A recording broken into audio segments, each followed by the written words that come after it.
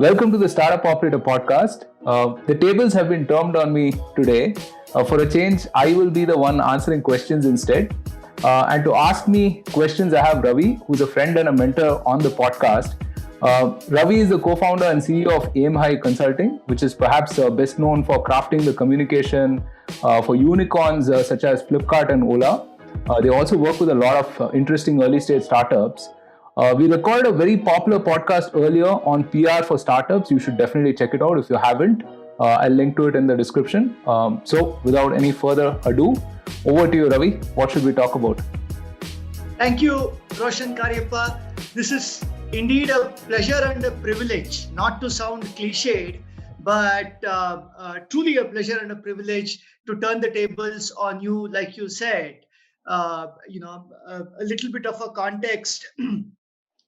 13th of February, 3 days ago, was World Radio Day. Okay. Thing to listening. And on 25th, I see that you will be completing a year of Bharat Varta, the popular podcast that you run. Yeah. So I think the time is right to put you in the spot, so to say. Just to use the phrase, you really don't do that to your guests. You make them comfortable, actually. But let me see if I can keep you comfortable or put you in the spot. Let's see how this goes. But I have been really, really privileged to to be talking to you and to get to know a little more of you. This episode is brought to you by Mulya. You want to move fast? Sure. But without breaking things? Now that's a hard ask. The thing is, once you have some base of users and customers, you just cannot afford to risk quality. So how do the likes of Cred, Swiggy and Curefit, some of India's fastest growing startups, ship at lightning pace and delight their users and customers? Simple, they're working with Mulya as a strategic quality partner. Mulya is India's most talented and passionate community of testers. They've helped prevent thousands of bugs and regression issues. So as a CTO or a product owner, if you want to reduce tech debt, especially while you scale, do check out Mulya.com. I've interviewed Mulya's founder and CEO Pradeep on the podcast earlier, and we spoke about how startups can improve quality while scaling and things to that effect. You should definitely check it out. I'll link to it in the description below. Now back to your regular programming. Coming to today's times, Cariappa, what prompted you to start thinking about doing a podcast? So what's the trigger? What's the thought process, if you can elaborate? With Startup Operator, I used to, let me back up a little bit. With Startup Operator, really, what happened when I joined Waymo was I was extremely careful of the fact that I should not become an employee. I did not want to become an employee. Literally, there is this, there's this show called The Office, and there's a character called Stanley. Basically, nobody on earth can stop Stanley when the clock strikes 5. He is out of the office irrespective of what, right? And that's a sort of a trope that runs in that series. And I did not want to become a Stanley. I didn't want to stop having that skin in the game and become one of those types who just clocks in the hours and then leaves. And the way I thought I can be the opposite of that is to meet as many founders and investors and operators as possible, right? So I would take time out to basically meet these people on a weekly or fortnightly basis. But of course, COVID happened and that stopped happening, right? And so I thought, what should I do, right? And that's how the podcast was born. Basically, it was my picking up the phone, talking to people, and then realizing that, hey, I think there could be value in kind of recording these podcasts and making it available for the public. So literally, that's how Startup Operator started, and it's been, I think, about 10 months right now. We've put out close to about 100 episodes as well on that. Yeah, including the episode that we recorded with you. Apart from being the kind host of that show, you have had, like you said initially in this conversation, your experiences, with startups. So, if you can talk about, some of those experiences, adventures, misadventures Yeah. that happened with you, and what you are now putting to test through the startup operator. Right. So again, this is something that I speak about quite often. The level of knowledge that existed in the ecosystem 10, 12 years back, and I'm sure that you would agree as well, having worked with so many startups for the last 15 years, the level of knowledge, expertise, wisdom, insights that existed 10, 15 years back was like it was orders of magnitude less than what it is today, right? Uh, so we have come a long way. Back in 2007, 2008, a startup was just a small company, right? Forget about not having local knowledge as such, right? We did not even have, like, forget about investments flowing. Or today, I mean, you have a lot of you have money chasing founders, which is, I feel like, which is the way it should be, right? For chasing founders and chasing innovation. Back in the day, I mean, it was very different, right? Not just on that axis, even on the level of knowledge that people had. I mean, today, if you want to hire your first VP of sales, or if you want to build an engineering org, or if you want to understand more about a particular term sheet, etc., I can talk about 100 specific things. There is already a precedence for that, and there is a precedence for you here in Bangalore, right? Not something that you have to really borrow from Silicon Valley, for example. But 12 to 15 years back, that was not the case, and you would agree with this as well, right? So Yeah, absolutely. yeah, so the ecosystem was very nascent. I think 2007, 2008, probably Flipkart raised their Series A around then. Sachin Bansal would still attend those open coffee clubs in IM Bangalore. You could bump into a few of these guys at any of the startup events that used to happen, and it was charming. But I really like how far we have traveled, right? And in some sense, I feel my journey has sort of mirrored the startup evolution in some sense, right? Because I got into startups, as I mentioned, quite by accident. Did not even realize it was a startup until it was a good 1 or 2 years, and people. I think there was an event that said, I think it was a NASCOM event or something, where I realized that, oh, okay, so I'm officially working for a startup, right? Uh, I think what I have realized with startups is, um, one thing that I feel is a non-negotiable is skin in the game. You know, uh, the single biggest differentiator for startups and any other kind of enterprise is the skin in the game element, right? The fact that you're doing something for more than the money that you have at this point of time, right? The fact that it means something more than a job, and all of these things are acutely related to having skin in the game. For a 22, 23-year-old kid at that point of time, that I was, you know pushing myself and extracting the last ounce of energy from me, for something that was greater than myself, greater than money, greater than all of the immediate resources at hand, was you know it was it was it was an exhilarating experience, and I have I have never wanted to have anything less. In the and that's something that I hope continues for the next 30, 40 years that I work. That I have that skin in the game, that very visceral feeling of being able to impact something, right? And while a lot of things have changed, I'm delighted that that element still remains, right? I talk to really passionate founders now, and I'm just simply amazed by the amount of knowledge they have, the amount of expertise they have. the enthusiasm they have, and the kind of ideas and ambitions they have, because at that point of time, I feel like 12-15 years back, people had very realistic ambitions. I'm going to build the X for India. You could fill in that blank. Yeah. But today, I mean, people are like, I'm going to build X for the world. I mean, in fact, that for the world is an unstated mission.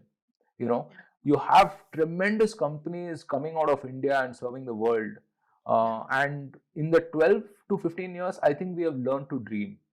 And I feel this decade, especially the 2020s, a lot of money, a lot of resources and a lot of people as well are going to come into India, and we're going to see those dreams take shape. And I'm super super excited to be on this ride.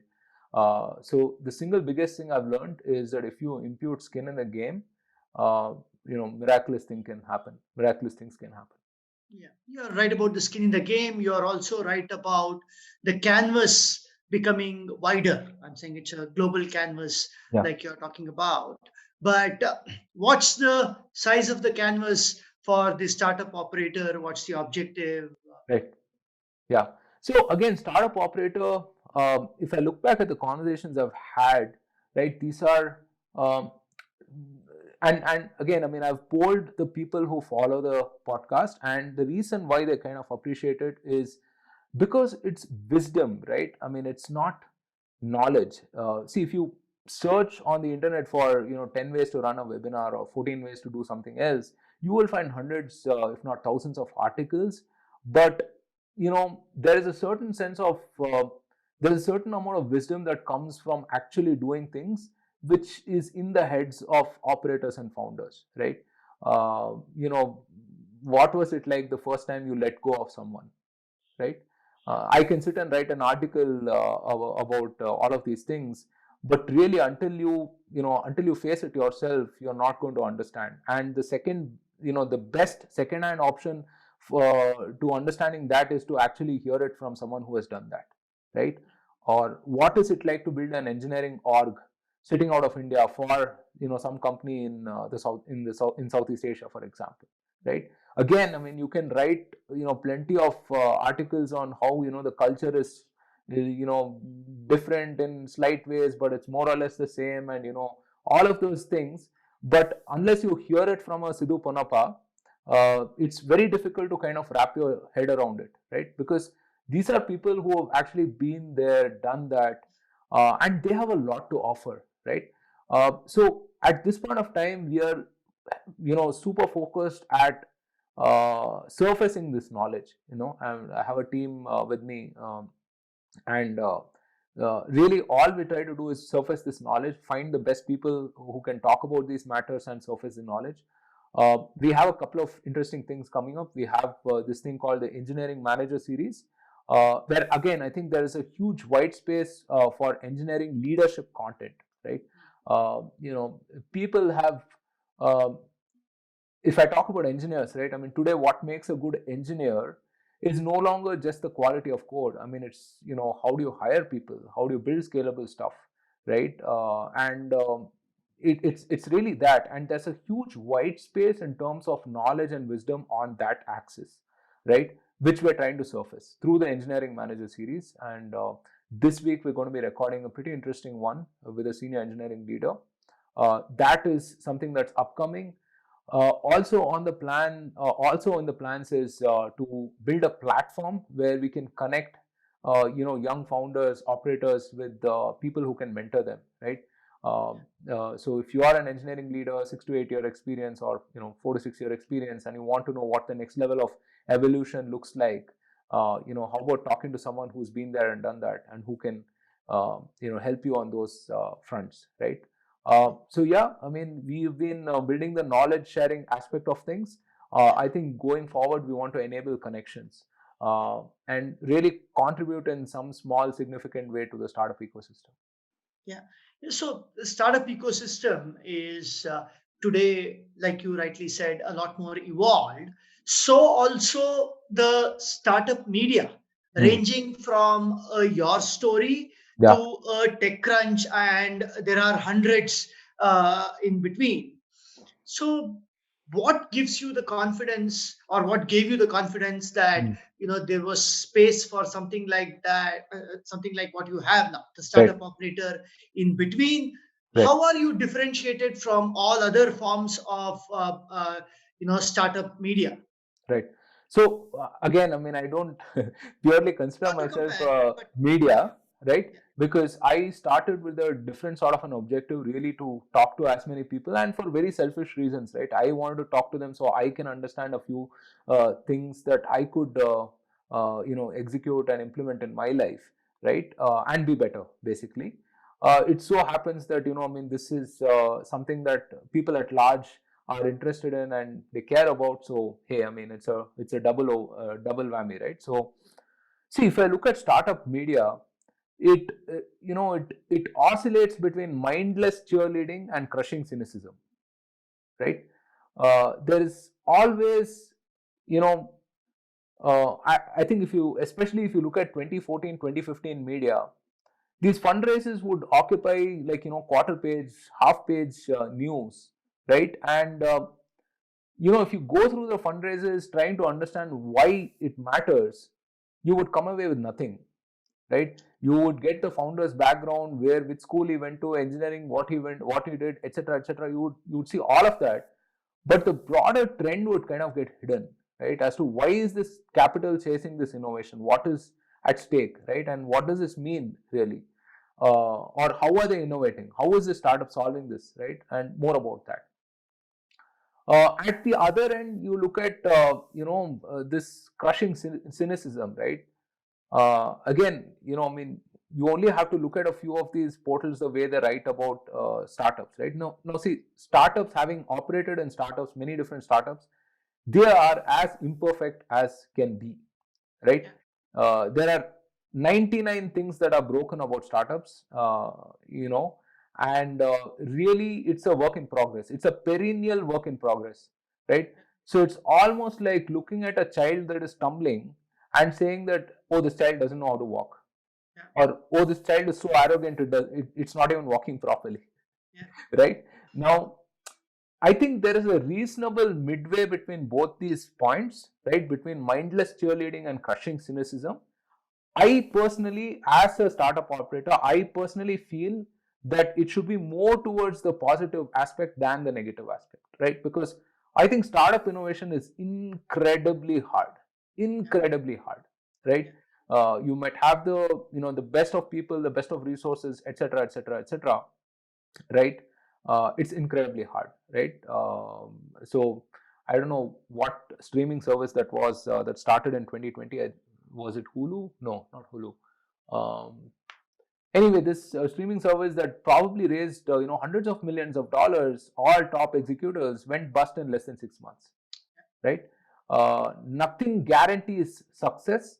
It's a stupendously hard thing to do, and the more people we have taking shots at this, at this crazy difficult thing, the better our lives will be, right? I mean, our lives are improved by the likes of an Ola and Uber and Flipkart and whatever other hundreds of innovations that exist, and really it has to tend towards optimism, I feel, yeah, right?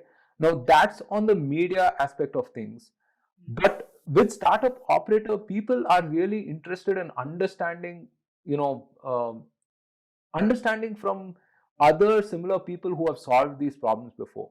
Really, that is the niche that we are placed in right now, right? Comfortably, rather, yeah, uh, because people want to know what it's like to head engineering for Gojek. People want to know what it's like to be the founder of Setu, for example, right?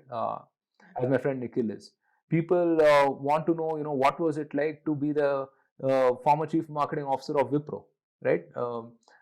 We put out this fantastic episode with Jesse Paul some time back, and so on and so forth. People have these kind of questions about what it was, and what it was to be that person, and what they've learned, right? And this, in some sense, helps them accelerate their learning, right?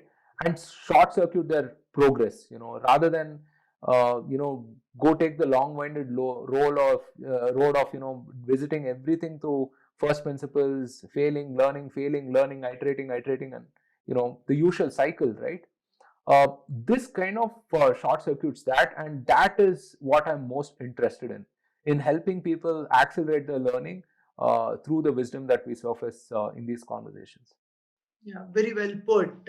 Like you said, there needs to be a mid path between mindless cheerleading and crushing cynicism, because the startup ecosystem thrives on being a collaborative Absolutely. economy or a collaborative ecosystem. And I don't see a reason why media should define its role any differently in this. And I hope that Yeah. alternative media like yours Right. becomes a lot more mainstream. Right. So, what's your vision for startup operator? Where will you take it from here? So at this point of time, we just want to double down on whatever we are doing. So we are publishing about 2 episodes with the founders, operators, investors every week. We're also doing a weekly on Sundays where we cover just the startup news and events that have happened over the past week. Right. We will evolve this into other formats. Like I said, I mean, the engineering manager series will be one. I also want to look at HR for startups, for instance. Because again, HR is seen as an operational necessity for startups, not really as a strategic imperative. But I have seen, like, your investments in HR can pay like amazing dividends for startups, right? Because the way you manage people, the way you manage processes, and the way you inspire these people to do better than they think possible is there's a method to that whole thing. Again, I would love to kind of encapsulate this and put this in the form of different conversations with people. Yeah, and along with it, I'm also most excited about the platform to connect these young founders, operators with people who can mentor them. Yeah, so Yeah, that is that's wonderful really the vision. because there are platforms that connect innovation and capital. There are many of those, but I haven't heard of too many which connect startups with the right set of mentors. So I Right. think that's a good gap that you would be filling. So, deliberating a little bit more on some of the lessons Hmm. that you have learned from the people who have come on your shows. If you can share, some common threads that might be Right. there across. Right. Yeah. So with startup operator, I mean, the guests have taught me so many things, right? And if I were to think about it, I think the number one lesson is what we spoke about earlier, right? How perseverance looks like genius. I have talked to people who I thought were near genius, but I just got to see the amount of time and effort and energy they have put in to come off that way, and that was such a humbling feeling, because if someone at that stature can put in the time and effort, then really what is your excuse? uh, you know it's amazing the amount of time and effort these people have put in, even the people who are extremely smart and gifted, right? And it's old-fashioned to say that. I mean, it's pretty old-fashioned to say that, hey, you have to put in the work, because we're living in the world of hacks and tips and tricks and whatnot. But really, there's no two ways about it. You just have to put in the work, and this is across functions, right? I mean, this is across whether it's engineering or marketing or HR or anything of that sort. Uh, the other learning I've had is to reset. So just last week I spoke to Indas Khaitan, who is a 20-year veteran. He's had multiple startup exits. Has been an advisor, has been a big company executive, and the passion with which he speaks about his new startup is just phenomenal, because here is a guy who has arguably achieved everything in life, right? But is equally excited at this point of time to start at zero, which is very contradictory to generally how people face something that is uncertain in their life, right? I mean, something which we don't know. which is with a lot of trepidation. Which is your initial reaction is that, hey, I don't know how this is going to be. But then if you turn that problem into a challenge, then you start kind of looking forward to it. So the second thing I've learned is to kind of reset often enough. Um, you know, um, what else? And I think the mostly I've just been amazed by how generous people are. Again, these are people who are among the busiest people in the world, and if they can spend an hour talking to a random stranger, most times I am a stranger to them. Most times it's the first Yeah. conversation. Yeah. In order to learn and share, then really, what is your excuse? They've just been so generous, Yeah. and I think it's really really important to give. So I would say three things: good old fashioned hard work, Yeah. the ability to reset often enough, so you have that day zero mentality, and third, to be generous and kind. Yeah. Hard work, reset, and generous, couldn't agree more. I'm saying there is no substitute to a hard work. What is projected as smart work or hacks, like you said, Right. you know, oftentimes is a way to fool oneself, forget fooling Right. the world. I mean, Right. you end up fooling yourself. So Yeah, agree they, with you. they have their place. I would say they have their place, Yeah, but by and large, I mean, but it that's takes not a a lot shortcut to more. success, is the point that you're making. Correct. Correct. Yeah, so that's good. I also wanted to ask you if people are equally candid in talking about failures as much as they are in talking about success, because the startup story in India and Yeah. around the world is a graveyard of failures, and Right. successes are perhaps lilies that spring Right. in that graveyard. So, Right. Yeah. yeah, and maybe one or two anecdotal stories if you have of people having shared Yeah. failures which they wouldn't. Yeah, I mean, absolutely. So one of the things, again, I'm blown away by is how candid people are about their mistakes as such, right? The immediate thing I can recollect is my friend Kushal Bagya, who is an investor with First Check, and the way he spoke about his own startup journey, right, is amazing. I mean, it's again, you tend to look at investors as this finished piece of porcelain, who are perfect, and they're giving you all the right advice and whatnot, right? But then Kushal spoke about his own startup story, how he failed at it and what he learned from it. And I think that really is what inspires confidence in founders when they approach someone like Kushal, right? Because they know that he has not just seen the good side of things, he has definitely experienced the troughs, right? The real lows. Because see, let's face it, I mean, as a startup, you are failing more times than you succeed, right? It's just the proportion of those things have to be in your favor, right? You don't have to win every day. In fact, the kind of You have to win once, in fact. Yeah. exactly, you have to win significantly, right? This is the whole trader principle, right? I mean, you can lose small amounts as long as you make like 10x of whatever your Yeah. capital was, right? So uh, as a startup, you are setting yourself these really ambitious goals, right? I mean, it could be things like, hey, you know what, there's this huge incumbent, we're going to defeat them. you know Now just the sound of it is so daunting, Yeah. and you will fail more often than you will succeed, but it's important to learn from that failure and move forward. And learning from that failure won't happen unless you acknowledge it, right? And now these guys have taken it a step further. I'm talking about the guests on Startup Operator, by really acknowledging that. I mean, it was extremely heartwarming listening to Kushal talk about his mistakes as a founder and how it helps him as an investor right now. There was also my friend Varun Shah, who did a very interesting pivot from being a services company into a product company, right? Those of us who have run services business understand very clearly that it's very hard to let go of that money, right? That money that comes in every month. It's very very hard. I have tried and I failed as well, right? Pivoting to products is not easy. It requires a very different mindset.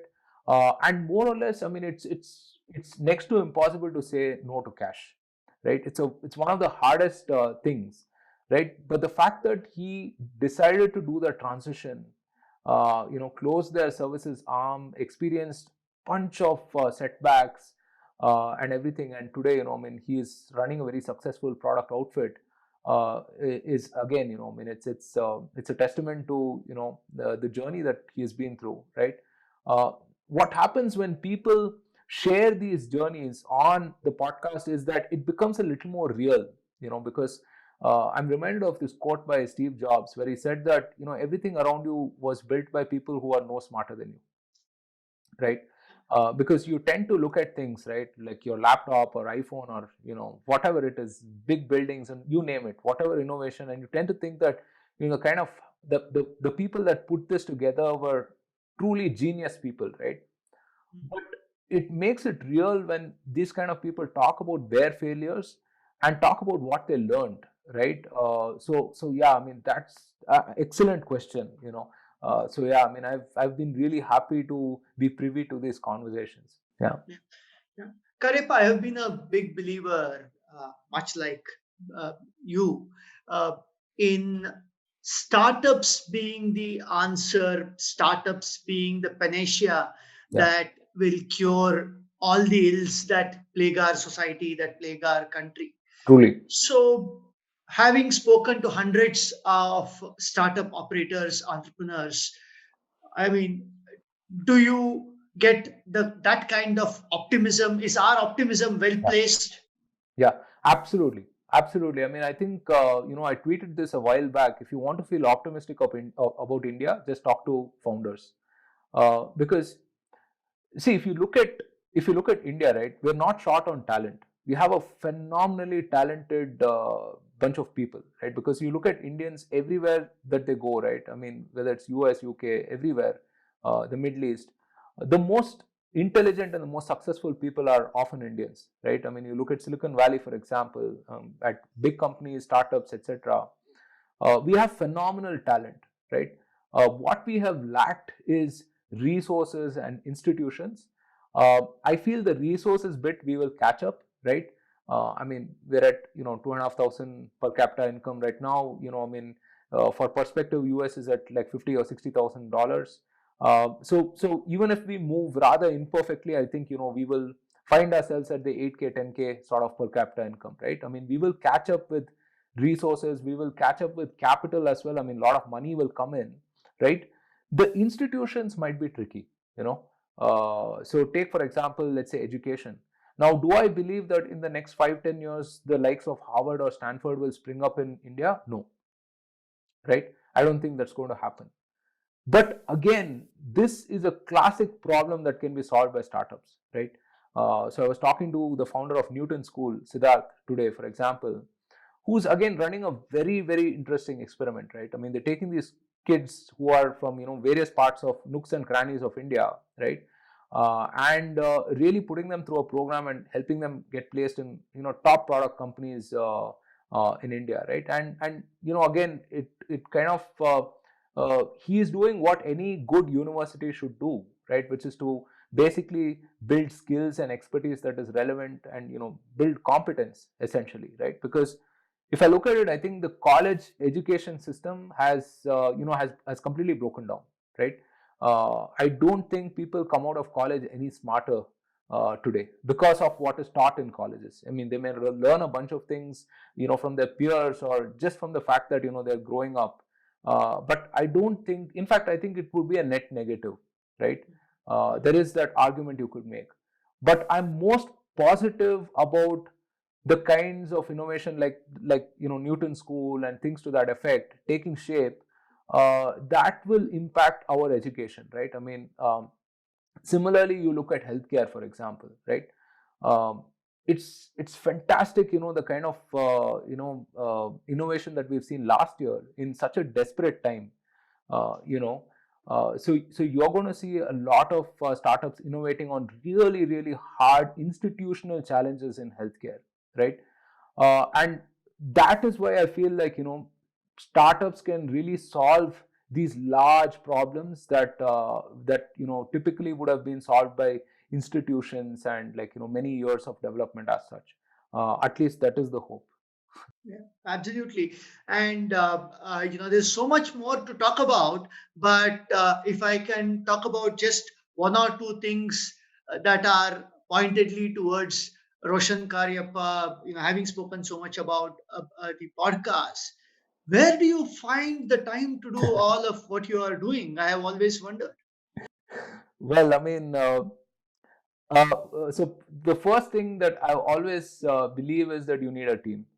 I understood very, very early on, I think maybe about 22, 23, 1 or 2 years into the job, when I thought I was a, rock star, next best thing, kicking ass, whatever. And then, poof, I fell down.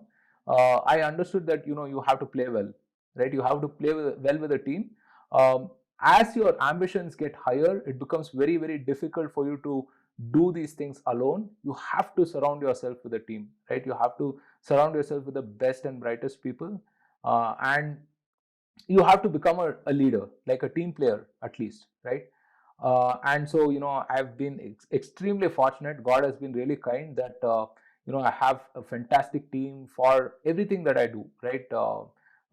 And the fact that I have wonderful friends and mentors like you, right? Who make me feel like I'm not alone.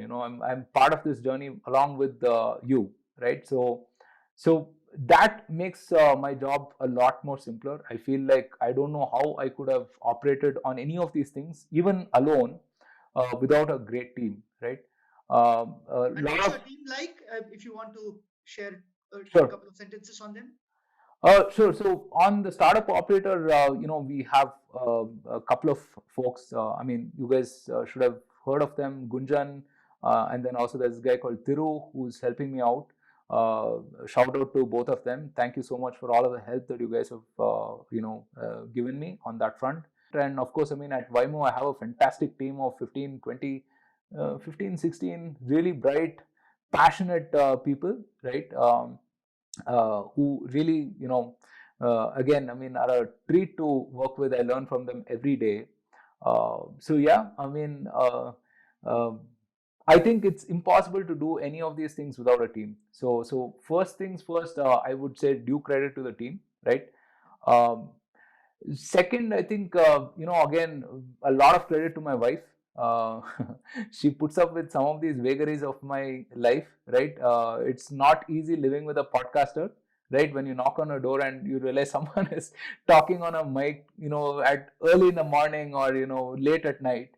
It's definitely difficult to sort of live with that sort of person, so I'm very, very, very mindful of that. And she continues to inspire me on on doing all of these things much more or much better, right? Because um, it's difficult because it takes a lot out of you, and if you don't have people in your life that can inspire you to do more, it becomes very difficult because you start questioning what is the value of this, right? I thankfully I've never felt that way. I've never had to feel that way because of the various people in my life, right? My wife, my family, and so on.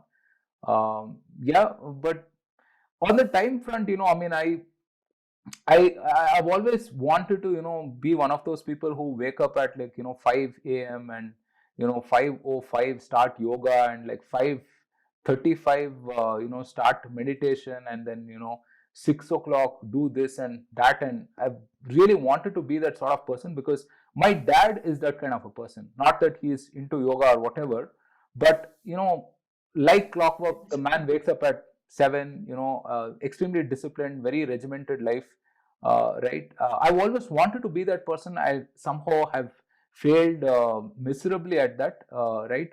What I do try to do at this point of time is to just be really deliberate about my time, so whether it's with family or whether it's with work or whatever, just be deliberate. If I'm spending an half an hour with my wife, I want to spend that half an hour with my wife, not really be distracted by anything else.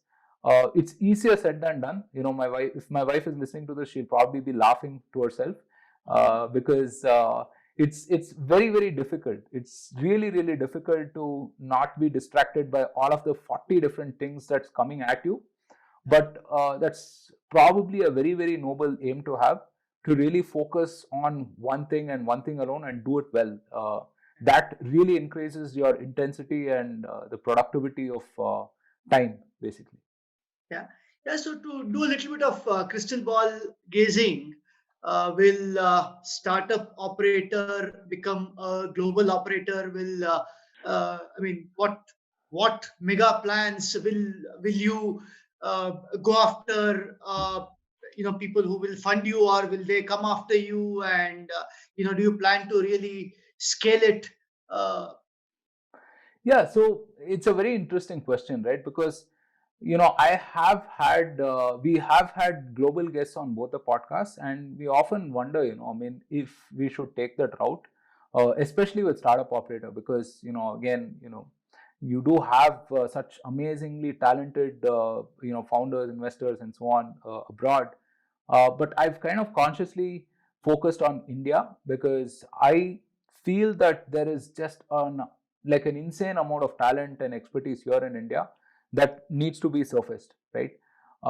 And yeah, so we consciously focus on Indian founders, Indian operators, Indian investors, because I think that is most beneficial for the people who are building out of India, right? Not to say that someone like let's say Paul Graham or someone wants to come on the podcast, I'll say no, obviously not, right? But my primary focus is to build this Indian talent and expertise here, so it really benefits people here, more or less, right? So yeah. Wonderful. So I think it was Einstein who said, there are two ways to look at things happening around you in the world.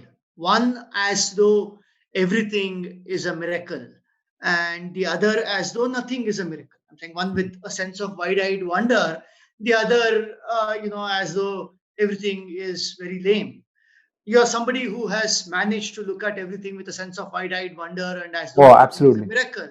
And I think that is the reason why your podcasts and whatever you have done has turned out so beautifully. Right. No, it's a very, I take that comment, very, I'm very grateful for that, because that is something that I really try to have, right? The sense of gratitude that what I have is amazing, right? Something that I should not take for granted. And the fact that the world is just so amazing, right? If you look at it, everything is just, I often when just a slight diversion, when I was a kid, right, and typically middle class households, any occasion or whatever, you order from a restaurant. That time it was an occasion, right, when you ordered from a restaurant, not today, like when you Swiggy 3 times a day. But when you ordered from a Even restaurant, today, when you order from a restaurant, it's an occasion. Instead of for quite me, often. for me, yeah. So when I used to order from a restaurant back in the day, when my dad used to, rather, I mean, for an occasion or whatever it is, um, eh, typical, right? For people in the household, it would be maybe some two main course and one or two starters or whatever. And now split between four, you will get maybe two pieces of chicken, right? Which is how the math used to work. That basically. Um, and it was such a naive ambition, right? So when I was growing up, my single biggest ambition was to earn enough to afford one full plate of chicken, you know which is just like, as I'm saying it, I feel like so ridiculous about it, but it's amazing, and that's what I did. One of my first salaries, of course, my first salary, entire thing, I gave it to mom and my aunt, right? um, but one of the first things I did was to walk into Chungwa and order one full plate of Drums of Heaven. And it was such a treat. And sometimes I catch myself like eating or as feasting, as I mentioned, and I just think it's just an amazing privilege. You're living your dream in some sense. Uh, and I think that that sense of wide-eyed wonder is necessary, because life is hard, really, really hard. Everything that you have is going to be gone soon, right? Including your body. It's going to deteriorate. The people that you know will change or will likely pass on. What is it that you have? You have this moment, nothing, not to sound too philosophical, but that's the reality, and you cannot be anything less than grateful for what you have, so that's really where I'm coming from. Wonderful, wonderful. I am, in fact, learning so much from the philosophical view that you take of everything that has come your way. So, is there any message that you want to give to your listeners on how they should, view your shows and what they should expect in the future? Yeah. So first of all, thank you so much, sir, for doing this. I mean, this was such a fun conversation. Like all of our conversations, are usually. I don't think I would have, done this, but for you. Thank you so much. Again, really, really means a lot. I have learned a ton of things from you, and this is a fantastic conversation that we've had. Um, as for people who are listening, if you made it this far, then really thank you so much. I really appreciate your love and support with everything that I do. One thing I try to do is be really sincere in everything that I do, be open and transparent with things, right? And yeah, I mean, if I make mistakes, please do correct me. Please do let me know if I'm off the virtuous path as such. Um, I feel like I'm a work in progress.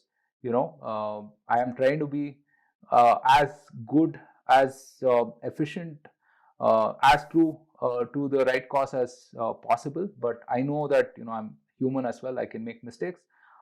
With respect to the podcast, again, I aim to put out good content out there. Please keep your feedback coming, as you have over the last year, and hope to do better.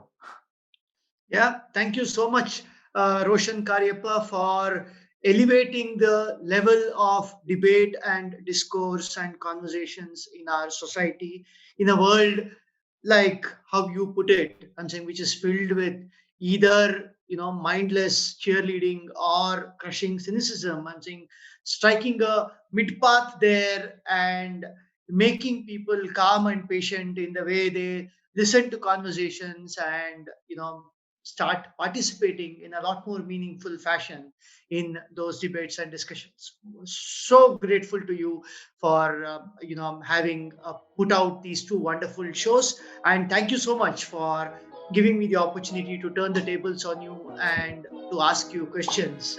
We shall do this again, perhaps maybe a year down the line when we will have so much more to talk about. Thank you so much. Absolutely, and entirely my pleasure. Entirely my pleasure. This was a fascinating conversation, one that I will not forget very easily. Thank you so much. Thank you so much. Thank you. Bye. Thank you so much for listening. If you liked this episode, then don't forget to subscribe to us on your favorite platform and share this episode with all of your fellow startup operators. Also, follow the Startup Operator on LinkedIn and Twitter for more updates. Stay safe, take care, and see you soon on a brand new episode of the Startup Operator.